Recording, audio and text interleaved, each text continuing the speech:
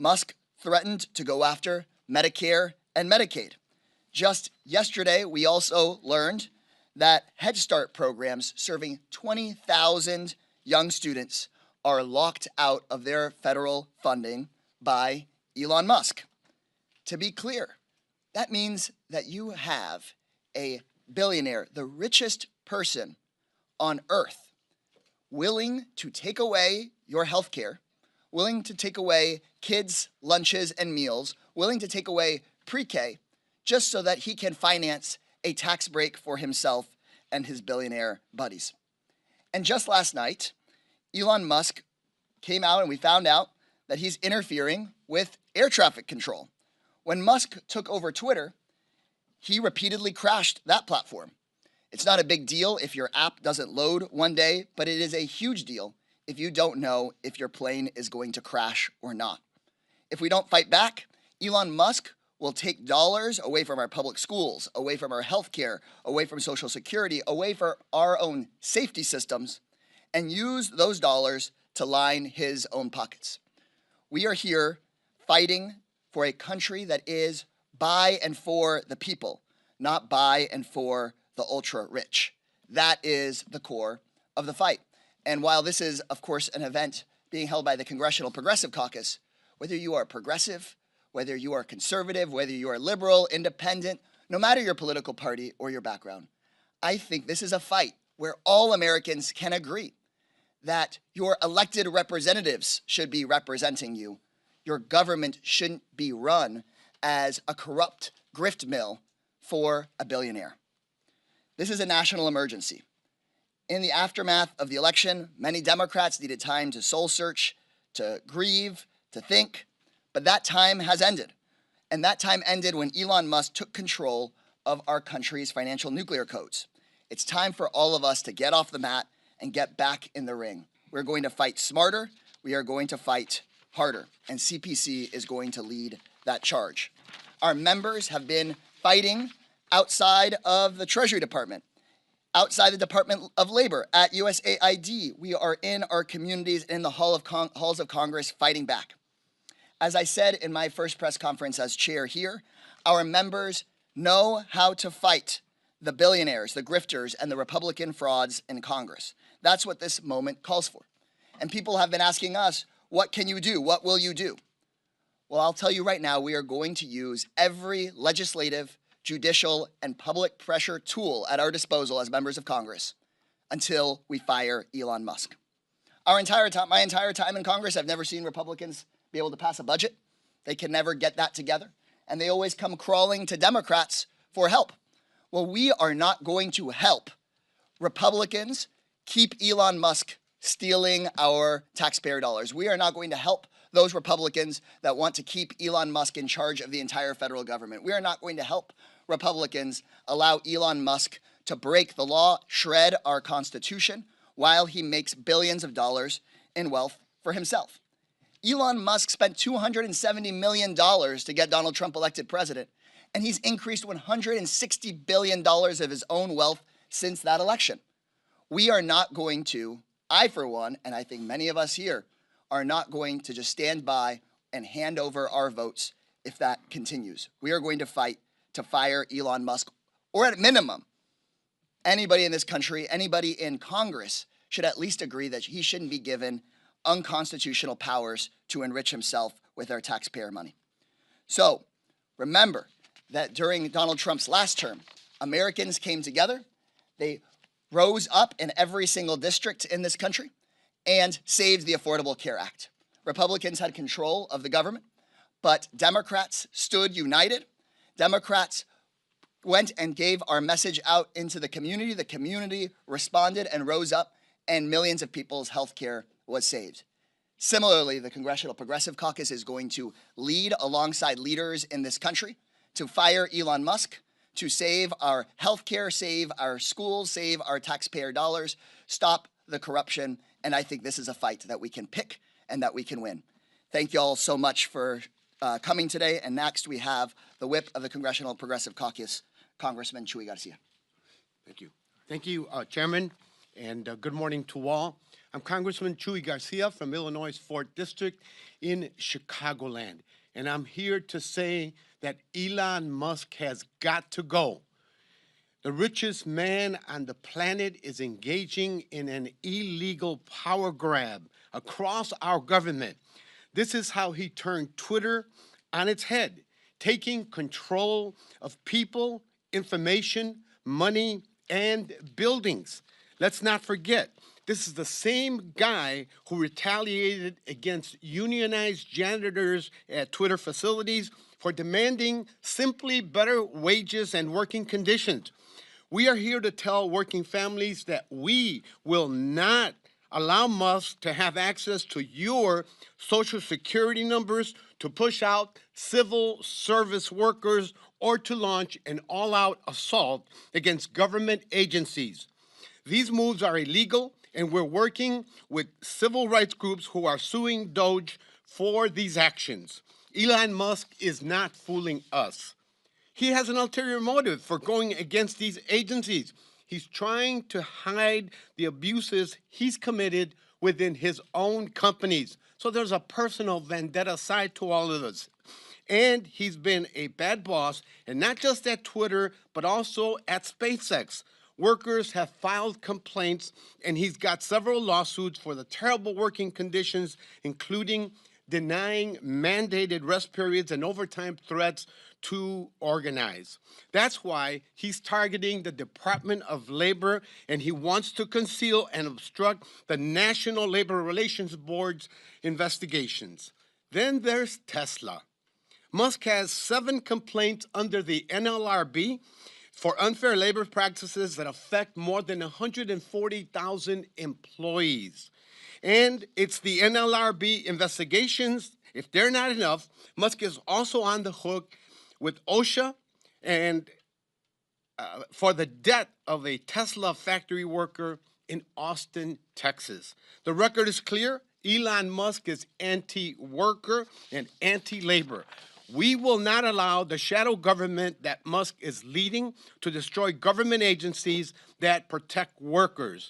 Elon Musk, we've got a message for you. You will be fired. People across all the states and capitals throughout the country are rising up and saying that we cannot have an unelected, someone who has not been vetted, someone who has not taken an oath to protect the interests of the people of the United States. Thank you very much. Next, I'd like to introduce Representative McIver.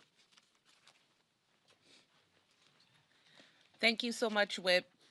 My name is LaMonica McIver. I represent New Jersey's 10th Congressional District. Thank you to our chair and our whip for the comments. And I'm here to simply say that Elon Musk, you're fired. I went to the Treasury Department on Tuesday and joined with hundreds of other Americans and many of my colleagues here because an unelected billionaire gained access to Social Security numbers, bank account information, and personal data of millions of Americans. We went there to perform our oversight duties, which we are expected to do as members of Congress. We were elected to do this, but they turned us away. Let me be clear. Unelected billionaires like Elon Musk have no place in our government. He is trying to puppet master Trump's decisions about everything: women's bodies, immigrants' futures, our kids' education, government funding, on and on and on. And he absolutely should not have access to the Social Security and tax information of millions of Americans. But he does. And the entire Republican trifecta is letting him get away with this. It's despicable. If you are angry, you should be. But there is so much power with the people. Everyone should call Republican electeds, hold them accountable to the harm they're causing. I know my colleagues and I will keep showing up, keep hitting the streets, and keep fighting. We will keep putting pressure and doing the congressional oversight we were elected to do. We will fight back against Trump's billionaire tax cuts, and I will keep calling on my Senate colleagues to hold the line and block Trump's dangerous cabinet nominees.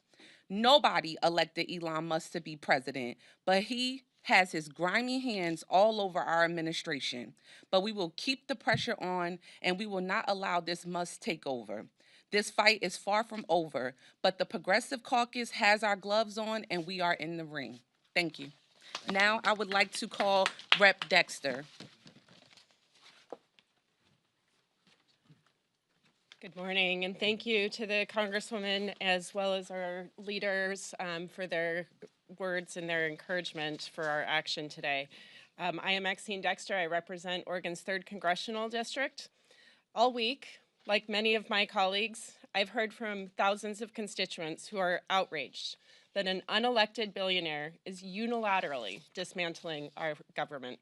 In the last week alone, Elon Musk has seized control of the U.S. Department of Treasury's payment system, exposing Americans' most personal financial information, has shuttered the U.S. Agency for International Aid, USAID, putting the lives of millions of people at risk across the world, and threatened the National Oceanic and Atmospheric Administration, undermining our work to combat the climate crisis.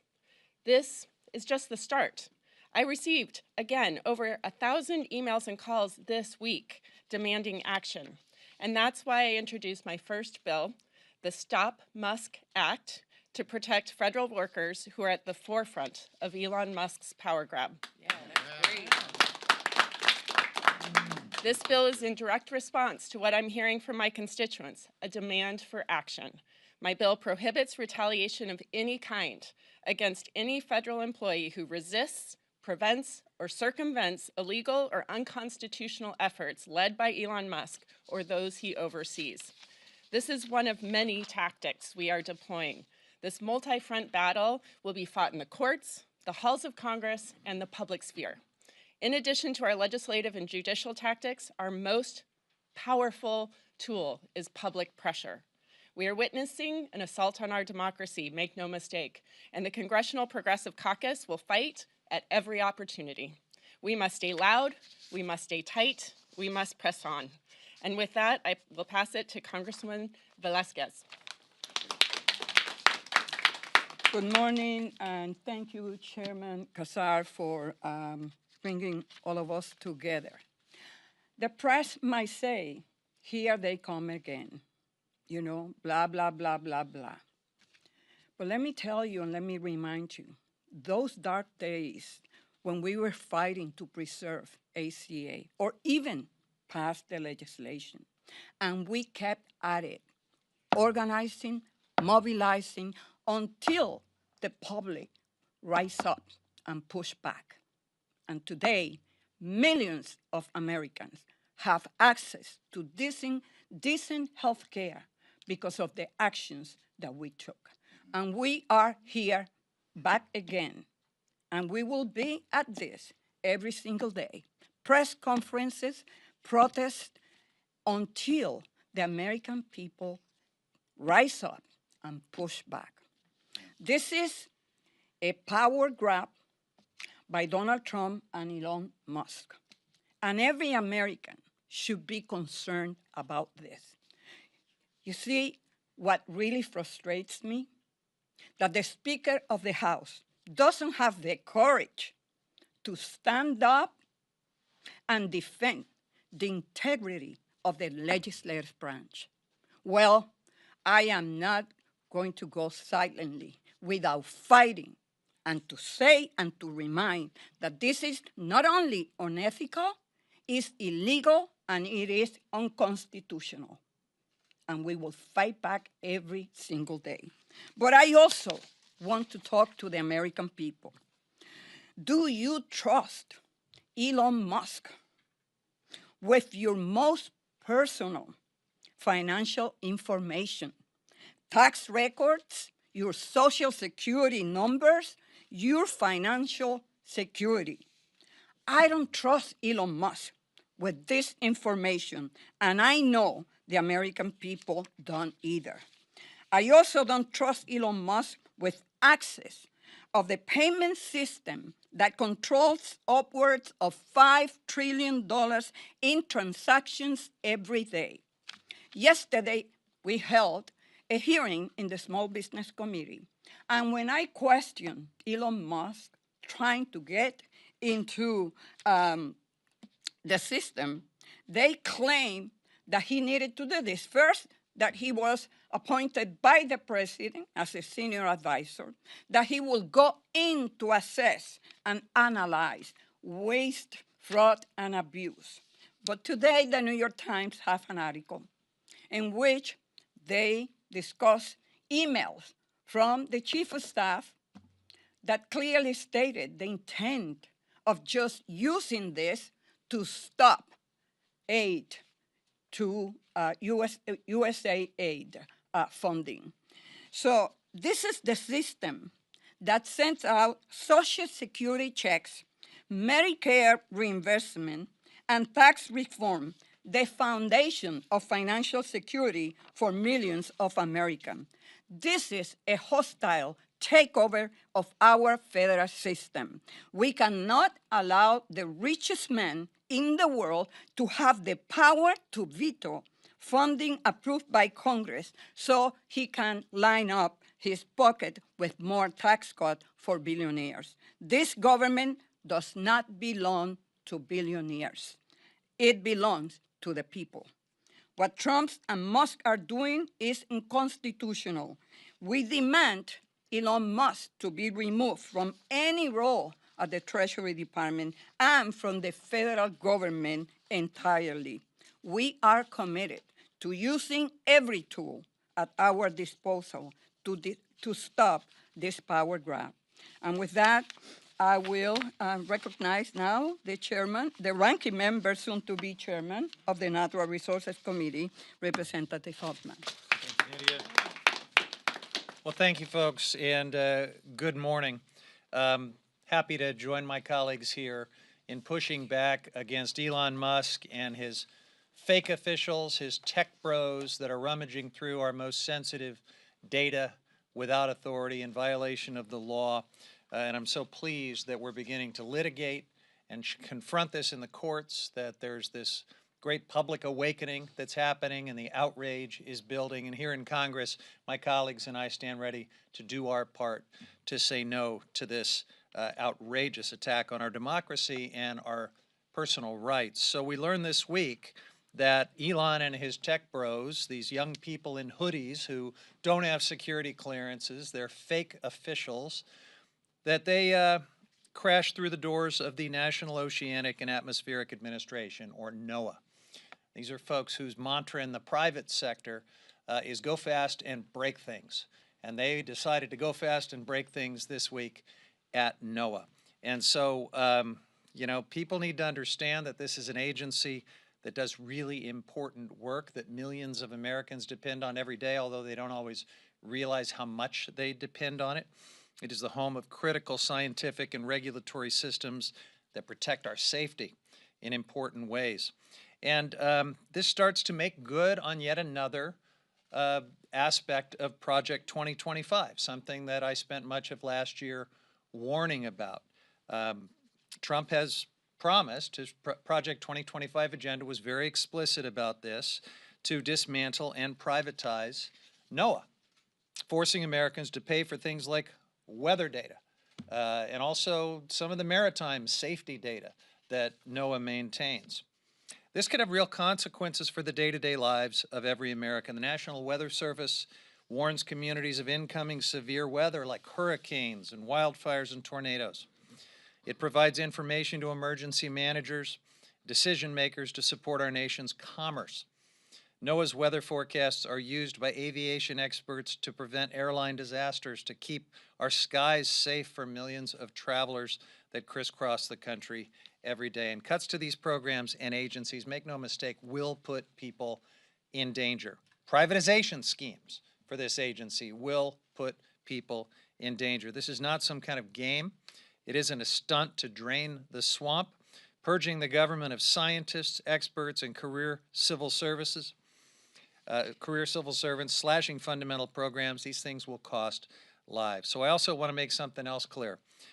Democrats are not going to stand for this. Right now, we are working on every front that we can. I was just at a briefing with Democracy Forward, talking about the different ways they're confronting this stuff in the courts. It's a little bit of whack-a-mole because, you know, every day, Elon and his tech bros ride their skateboards over to a new agency and start crashing into their databases. And, you know, sometimes we know about it in time for Democracy Forward or attorney generals or others to go to court and to enjoin it. But other times, compliant officials at these agencies just hand them the keys, and they gain access in really disturbing ways. So we're not going to stand for it. We're going to work with the outside folks who are litigating. We're going to work with federal whistleblowers. And we got a briefing this morning about how each of our offices can receive information from whistleblowers, protect their confidentiality, and help use those important voices to shine a light on these violations of the law and these outrages. But standing together with my colleagues here in Congress to use the leverage that we do have in this closely divided House of Representatives to work closely with our allies in outside groups that are litigating, with states that are drawing the line against all of this in court and otherwise, and of course with all of Americans to mobilize public opinion. Through all of this, we are going to say to Elon Musk and his tech bros, enough is enough. Get out of our government. So with that, I believe I'm handing off to Glenn Ivey, aren't I? No? I think you're handing it off to me. I'm handing off to Greg. And I think All we're right. going to answer Top questions. of the order. Back to the top of the order. Back to the top here. Chairman first. Yeah. Thank you all. I want to thank Congressman Ivey for being here, Congresswomen Rivas, Schakowsky, and Chu for joining us. I think we'll all be available for questions going forward from here. But just as a closing message, we are committed to a government by and for the people. Elon Musk and Donald Trump believe that you go out and work to make them rich. And House Republicans seem to believe that you pay your taxes so that Elon Musk and Donald Trump can also get rich. We know that that's deeply wrong. And if we harness our collective power, not just as a progressive caucus, but as Democrats, and then we put pressure on just a few Republicans to grow a spine, we can fire Elon Musk. Thank you all. We're ready to take some questions from you. Yeah, go ahead. And please state your name and the outlet, and then we may just defer it over to some of the folks you haven't heard speak yet. Arthur Jones II at ABC News. Yesterday, you had some strong condemnation for the Trump administration using school vouchers to enrich billionaires like Elon Musk. Can you expound on that a little bit? The House Republicans in the Education Committee are talking about taking dollars away from public schools and using that to make their private business friends money, because public schools it's hard to steal their money and get it for yourself. But if you shut down our nation's public schools and then have these voucher scams, you can send hundreds of millions of dollars in taxpayer money to private companies that then continue to donate to Republican campaigns. And so voters see through that grift. We're going to stand up for our public schools, because our public schools are not piggy banks for private corporations like Elon Musk's. I don't know if anybody else here wants to comment on vouchers. Just that it's also about church-state separation. I mean, there's a grift. Hey, go ahead. There's absolutely a grift in this privatization of public education, but there's also a Christian nationalist agenda very much embedded in it. This has been something they've been gunning for a long, long time. It enables them to indoctrinate, to fuse their particular religion with our government in ways that would make our founders roll in their graves. So that's why I'm wearing the Build This Wall button today, the wall between church and state that Madison and Jefferson and our other founders thought we should have. But they are rolling in their grave today, because upstairs today we had a national prayer breakfast where our statuary hall was hijacked and turned into a church service where, amazingly, Donald Trump presided in weird and random ways, and we'll be burning sage for months because of that. Go ahead. Hey, Ryan with Fox News Radio. Elon Musk put out a statement yesterday saying that DOGE will make rapid safety upgrades to the air traffic control system. Do you have any thoughts on him getting involved in that space? Elon Musk crashes and breaks everything he buys. He thinks he can buy our government. We cannot allow him to crash and break our air traffic control system. Look at what happened when he bought Twitter. It just started crashing. Again, not a big deal if your app doesn't open one day. It is a really big deal if Americans don't know whether or not their air safety is protected. So this is again, another instance where Elon Musk thinks he knows better than everybody else in the world. In fact, he doesn't know anything about how to make sure air traffic control works. He doesn't know anything about how to make sure that our Social Security and Medicare and Medicaid payments get out to folks on time. He just knows that he wants to find a way to make money off of this at the expense of other people's safety. Anybody else on air traffic control? You want to say something? Well, I'll just say this. You know, one of the things that's going to come up soon is Congressman Jerry Connolly and other Democrats are going to call for the committees, Republicans, to subpoena Elon Musk and have him come to Congress and actually testify about what he's doing and why he's doing it. So we'd love to have an opportunity to, like, test out what he knows about issues like that, what he's doing with the secret information that he's been getting, the conflict of interest issues. You know, he's going, as Congressman Garcia testified or discussed a minute ago, he's going through materials where he's got open cases filed against him in OSHA and others. What's he doing with that information? Donald Trump said he would make sure that there are no conflicts of interest, but I don't think we can really trust the conflict of interest chief in charge to take care of that. We don't want the fox to be guarding the hen house. We need to have him come up here and explain what he's doing, but ultimately he needs to go, and we need to do this the right and legal way with respect to managing the government. Thank you, Mr. Ivey. Go ahead. Thank you. Kyle Steer with NBC. You mentioned the subpoena. Can you talk about other action items you can take while in the minority to push back against Elon Musk? There's many we could do. Yesterday, we did have a vote in the Oversight Committee to subpoena Elon Musk and have him come speak. And we only lost that vote by one vote. So we can make sure that if we lock arms as Democrats, and the Progressive Caucus is often at the forefront of making sure that we have Democratic unity on strong positions. If we lock arms as Democrats, we just need to pressure, in that case, just one Republican to have a spine and be willing to hear from Elon Musk. Again, Republicans aren't really in a governing majority when it comes to the budget. And we have a government funding deadline coming up next month. I don't see many Democrats being willing to say, hey, we're going to pass a budget that is going to just funnel money to Elon Musk.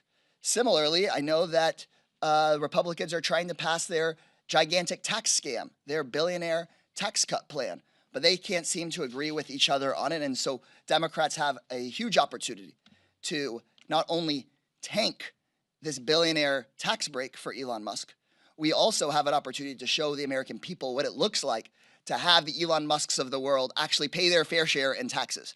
We could show the American people that we don't need to cut your Social Security. In fact, we can expand it. We can make sure that your payment grows.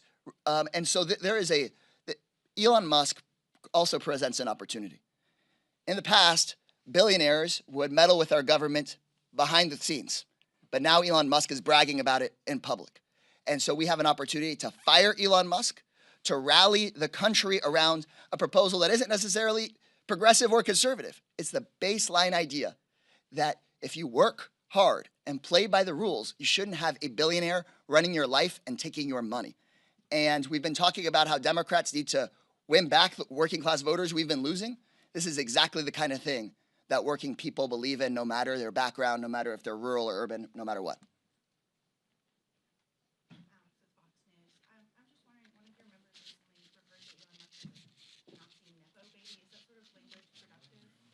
I haven't seen what that quote is, and so I think what you're hearing clearly from us right here is that our message is very clear. Elon Musk shouldn't be allowed to steal your money. Elon Musk shouldn't be allowed to steal your data. Elon Musk should not be not only illegally shutting down services that benefit Americans, House Republicans should have the guts to say something about it. House Republicans shouldn't be enabling him to get another tax break, and that's our message and our language here today. Okay, thank you all very much. We're available to break out and take questions from anybody else that's got them. Thank you all. Good job. Great job. Hey, thanks so much.